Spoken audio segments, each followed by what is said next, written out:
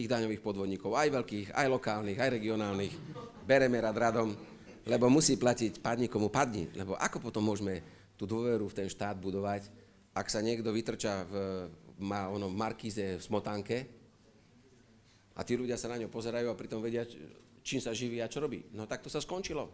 Ideme, pozrite sa.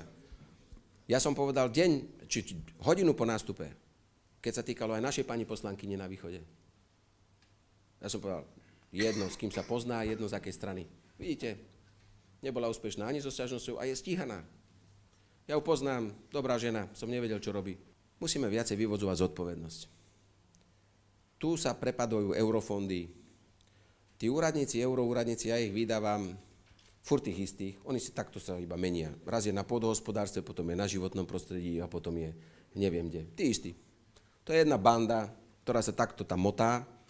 Slovensku prepadávajú 100 milióny eur. Ja keby som mal tú právomoc a tú moc, tak ja urobím to také harakiri, len by sa tak prášilo. Ale musím brať do úvahy, som premiér koaličného zoskupenia. Dokonca nie som ani predseda strany. No vysvetlite vy mne, že ako je možné, že niekde v nemocnici môžu mať nejakú pleseň v rohu izby? Som povedal ja, prídem do nemocnice a nájdem takú izbu.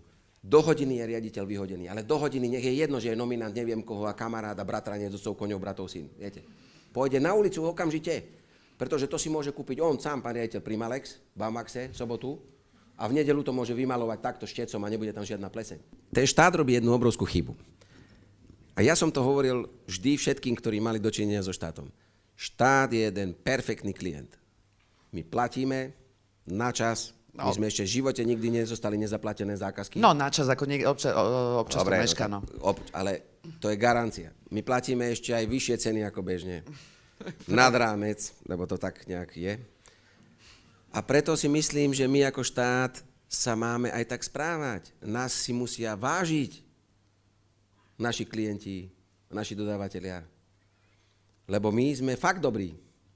A my máme toľko miliárd, čo rozdávame, to nemá ani banka, ani telekomunikačný operátor, ani nikto. Ja viem, že to zbrzdí tú celú, ale my musíme dať jasný signál. Keď vysúťažíš a nevieš dodať, tak sa pakuj preč.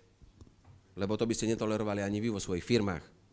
Aby ste mu nikdy nezaplatili faktúru, keď vám nič nerobí.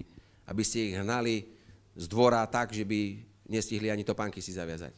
A my toto tolerujeme a my sa na to pozeráme. A to má byť signál pre všetkých, že ak sa budú takto k štátu správať, tak takto skončia všetci. A nech sa s nami súdia. My máme na to čas, energiu, aj prachov. Dosť. Áno, ja viem, že je krajšie kúpiť nové vozne, nové lokomotívy a to všetko, lebo to tak vidno. Ja viem, že je krajšie dať aj nový asfalt na cesty, lebo to vidno. A ja viem aj to, že môžete dať 100 milióny do mostov, ktoré nikto nevidí, ale to treba spraviť. V Slovensku sa darí, sme parádna krajina.